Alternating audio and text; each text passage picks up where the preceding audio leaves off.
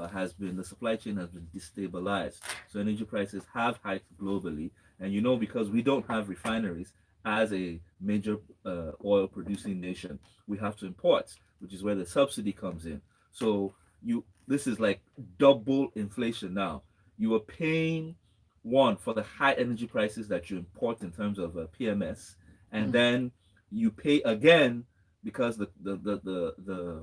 the government subsidizes that price. So we're not actually not paying the real price of the fuel. So which means that whatever government subsidizes for PMS, it shows up in another leg by our in our deficits, right?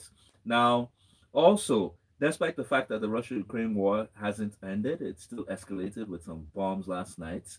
One is really wondering how many are going to cope, because even despite all these external factors, internally, we've also had our own issues in terms of intermittent fuel scarcity. And anytime there's intermittent fuel scarcity, it sends some price rise, especially in transportation, which affects practically every other thing. Also, the currency pressure in terms of the FX. Prior to this Ukraine war issue, there was pressure on the naira to the dollar exchange. It's been heightened, especially that fact in that issue, and then closely the issue of the naira redesign, which you have seen FX from last year. I think it was around 450 to the dollar.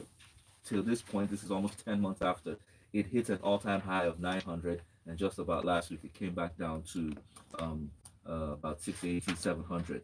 But the truth is, because our economy is high imports, it just simply means that we're going to be paying higher prices. I mean, I'm sure if the people from the audience send in their messages, you will hear what they used to buy at a bag of rice that used to be at 25, 30,000 is now at 50,000 naira, and we're approaching. Wait, hold on. I know some people had already said 56, and I know someone So said, did somebody send me a message about rice at 60? mhm. Let me know. Let me know. Yeah, so you can see this tells directly on this. And one thing we're looking at is this: it's not just to scare people about the doom and gloom about the inflation. Inflation is a factor of the economy, demand and supply.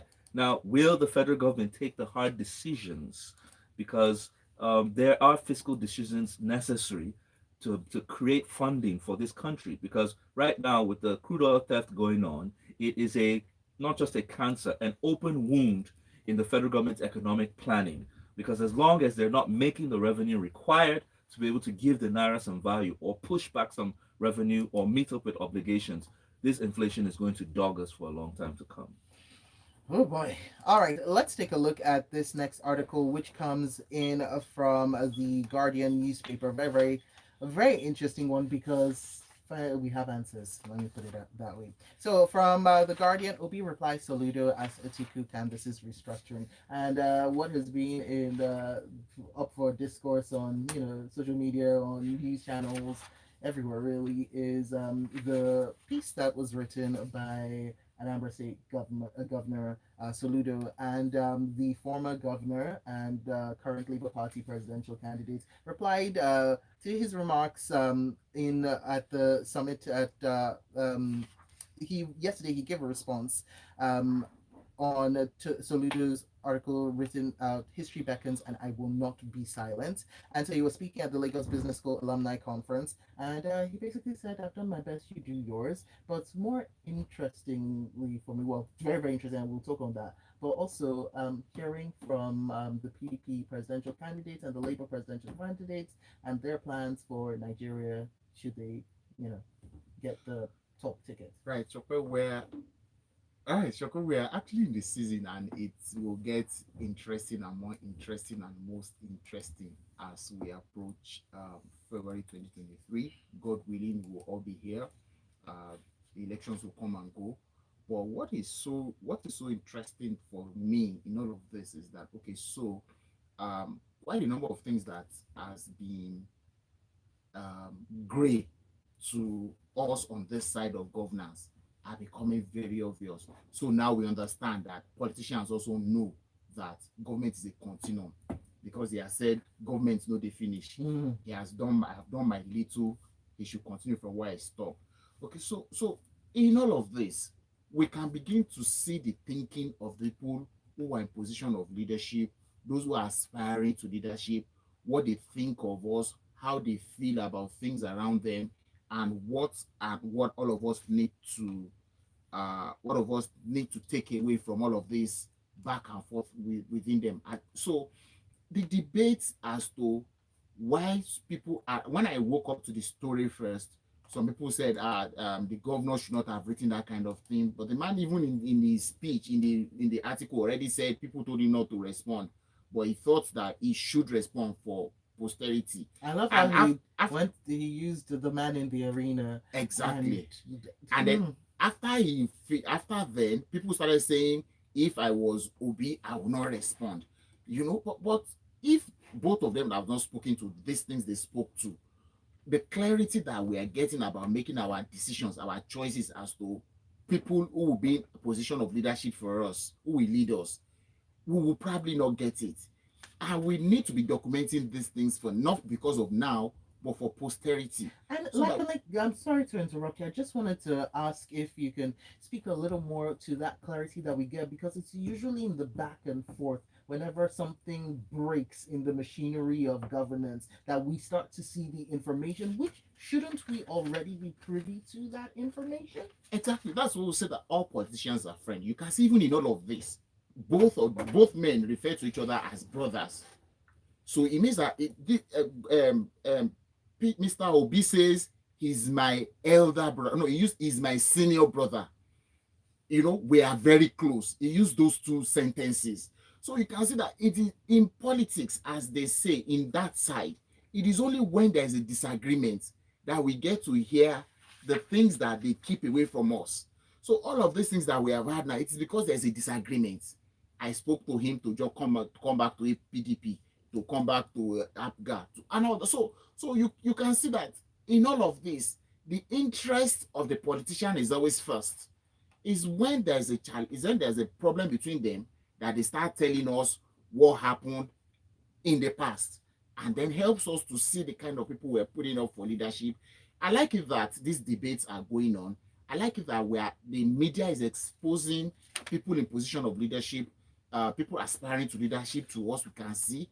It's helping us to be clear about the kind of people, what goes on in the minds, the mental state of people who are leading us, and so on and so forth.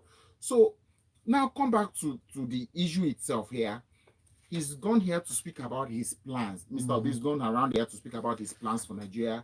He's spoken about one thing that Nigerians are passionate about, the exchange rate. He says that we're going to close it to only one, because right now the way we have multiple exchange rates, and it is the exporter, the business people, who bear the brunt the most, because they are the ones who have to source their foreign exchange in alternate ways other than from the CBN, for example. We have students who have legally applied for universities abroad, who have filled the form A today, and as of today, the CBN or the bank through which they applied has not remitted the funds to the schools, and the school is withdrawing admission and reporting them to Home Office in the UK, and the next step will be they will deport them, most likely, after all the things those people have gone through. So you can see the problem with that is already in that one. Then he spoke also about the savings or no savings. So we can begin to see all these things. Ordinarily, when all these things were happening back and forth, we were not in the know, like I said. So, but now because there's an issue, we can make our decisions as to whether the savings is next to nothing or not next to nothing, from what all of them have, or both sides have told us today about it, what we know about the transaction, right? We can make decisions about it, we can have opinions about it now.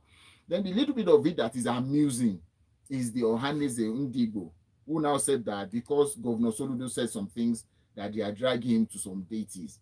Again, I will say this again, my personal view. These so-called sociocultural groups across board, all across the country, I do not know where each of these regions or group of tribal people sat down together to appoint these people as their leaders and spokesmen. That they are the ones who come out at times like this to make this kind of outlandish statements. And it's not just Ohaneze Ndigbo, and it's not because of this. If you look across board, the Afenifere, the Arewa Consultative Forum, all of them come out and make outlandish statements. I think that our elders should take a back seat. They should cool down about what they say outside. They should not. Your right people say that things don't get worse where they are elders. They're not supposed to put a fuel in the fire. They're supposed to be where they should be making peace, not making things get worse. Now, I want to bring this in now because we still have news from the Guardian. Buhari Adamu Tinubu flag up APC presidential campaign in Jos. So while the PDP and Labour Party presidential candidates were at LBS, we had the APC presidential candidates flagging off the campaign in Jos. So I want to just get you to chime in on that now. Okay, so it's so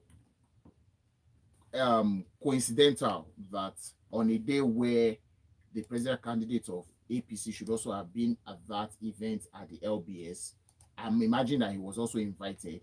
That is the day that he's according to the schedule of the APC, they fixed their flag off of their campaign. I am not sure that any event would have overshadowed that, would have been more important than the flag off. And so I think that it was right for him to have gone for his flag off because it was a fixed day that they have done.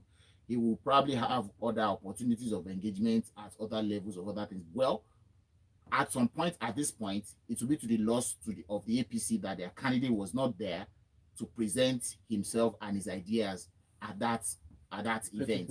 But we cannot say that he should jettison the plan of his party for the flag off of the event for this event as well. So it's his loss that he wasn't there, but he has to do what he has to do.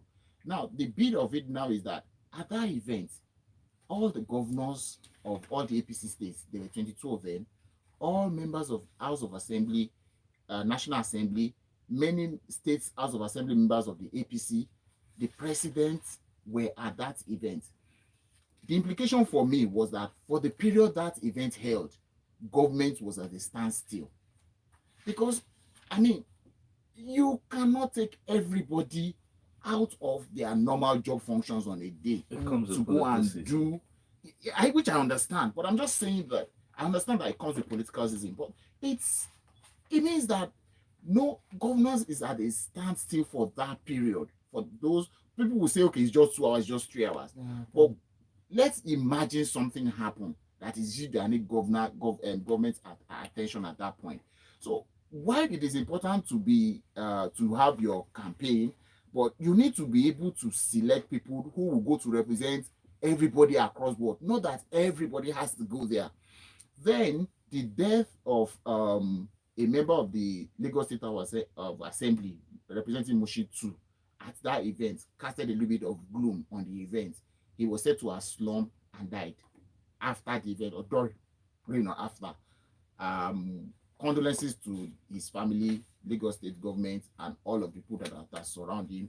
And we pray that the Almighty God will grant him eternal rest. Let's take a look at your messages now. Shagun says, up on WhatsApp, while we do not produce but mostly import, we will remain vulnerable to foreign instability. Another sad part is that many made in Nigeria products are not actually made by Nigerians, but foreigners residing in Nigeria, says Shagun. Danny from Ikeja says, if anyone needs to understand why OP's candidacy has taken off, the response of the Lagos Business School should clear all doubts. And then he also says, by the way, anyone who watches all this drama and still goes ahead to die in their war is a word that can't be said on public radio. Thank you for that. We've got this one in from Oluzio, who says, great political insights by Lakunle this morning. And let's see. Yes, Narachella, thank you for choosing your candidates, but that's for you to choose. Nigerians, well, this is a message from Lizzie, who keeps sending the same message to Lizzie. We move. From the Punch newspaper, Ngige hates ASU responsible for half pay. That's what the lecturers are saying in different parts of the country. On Tuesday, they protested against the no work, no pay policy imposed on them by the federal government following the 8-month strike embarked upon by the Academic Staff Union of Universities. Devoe, I'm coming to you for your opinion on this particular new development.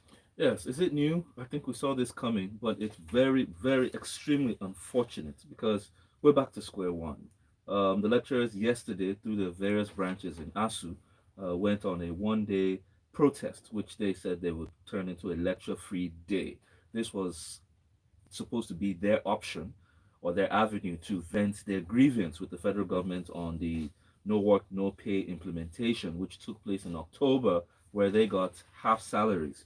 Now, since they've been protesting about this, the FG, through the Minister of Labor and Employment in Gige, has been defending it, saying that it was legal, it was in line with the law, that they resumed work halfway into the month. Therefore, their salaries were prorated. Now, this prorata rationing, simply from ASU's point of view, was a casualization of academic work. Well, unfortunately, also, the person who was key in them resuming and canceling the strike, that's the speaker, Mr. Femi Gbajamiala, did endorse it, saying that the no work, no pay policy was legal and that it was government's way of preventing disruptive industrial actions. Now, you see, this is very funny, coming from all the brouhaha that we went through for 8 months.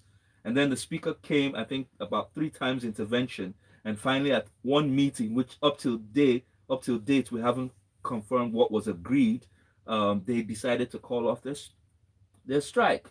And now you can see the position. Both the Minister of Employment of Labor, already the Minister of Education has said that he failed, and the Speaker, who was supposed to be the arbitrator, finally has saying that, well, that's the way it is.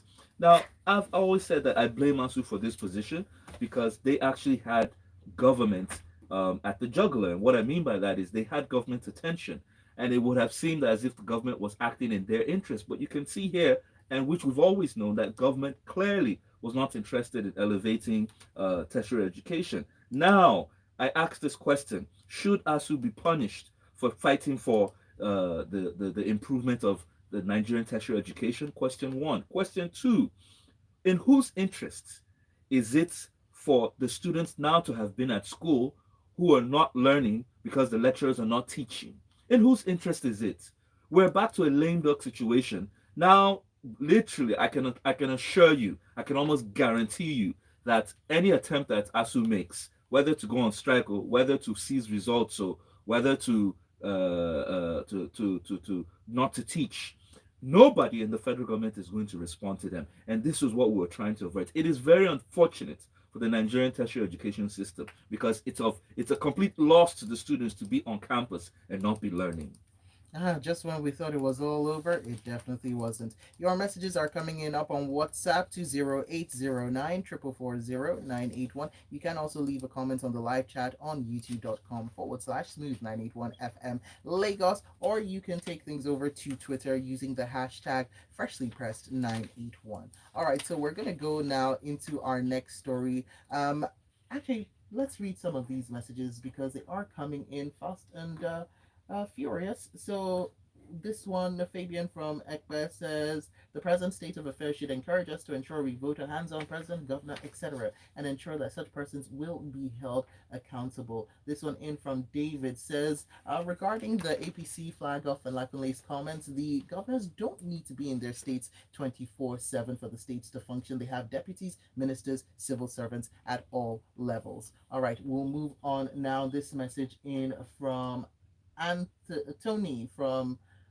Marine Beach says, Ohaneze Digbo has done nothing wrong in my own opinion. There should be someone or group somewhere that should put a rein on political leaders to checkmate their excesses. The truth be told, Soludo's outburst was terrible, and it's the elders who should call him to order. He may even jeopardize his chances with such utterances against his brother, he says. All right, this one in from Adebola says, are people not are they coming in with saying coming in with a theory of Adizon saying, are people not beginning to find it interesting that a presidential candidate is starting to avoid public forums and gatherings where he will be questioned and grilled? All right, fuel subsidy to end in 2023 according to the finance minister. This coming in from the Punch newspaper. Zainab Ahmed saying the federal government will do away with petroleum subsidy by June 2023, just in time for them to be gone. Well, they won't even be around. Yeah, they'll be gone. Now, the funny thing here is that we've been hearing about, government's attempt or government's desire or government's intent to remove fuel subsidy. And what has been holding it back? Obviously, the push by labor and a lot of other forces and civil society organizations claiming that that's the little that the people enjoy and that the effect will be too harsh on Nigerian citizens. Well, the Minister of Finance and Budget, Zainab Ahmed, during yesterday's National Economic Summit conference, was stating that subsidy has gulped about 2.5 trillion between January and August this year, and that under the MTEF, that's the medium term expenditure framework, that it's meant to spend about 3.3 trillion between January and June 2023. Now, she said, well, the truth is, apart from the fact that we don't have this money, we're having to borrow to pay the subsidy. Now, people need to understand what that means. It's we're not paying for subsidy from the money we have. We've actually run way above our deficits. So it means that any more you commit towards the payment, which is through crude swaps, etc., it runs into deficits. It's unpaid for. So it means that the deficit increases to a larger extent. So she's saying that's a double jeopardy. Now, she's saying the government, the challenge is the systematic way it's going to be removed, that FG is working with the state governments to see how they can communicate properly to citizens how this is going to happen and how much pressure it is having on the Nigerian government. Well, this is actually one of the twin monsters that government is tackling with, because whilst you have subsidy, the excruciating and the hemorrhaging subsidy on the right hand side, you also have the cancerous crude oil theft on the left hand side. I don't know which side is better. That is killing and literally choking Nigeria into a state of unconsciousness. All right. Let's take one more story and then I'll end the show with your messages. This one comes in from hold on one second. Just missed it. This one comes in from the Vanguard newspaper. The Ports Terminal Multi Services Limited rakes in 199 billion naira from January to October of this year. Lakunle, take us through it.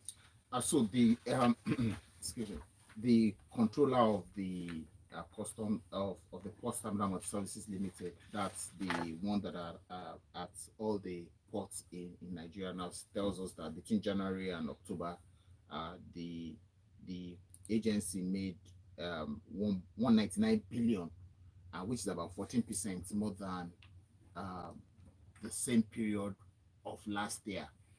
The first thing that comes to my mind is that, so that means that despite all the in quotes the troubles, we didn't hold back in our imports of anything and everything.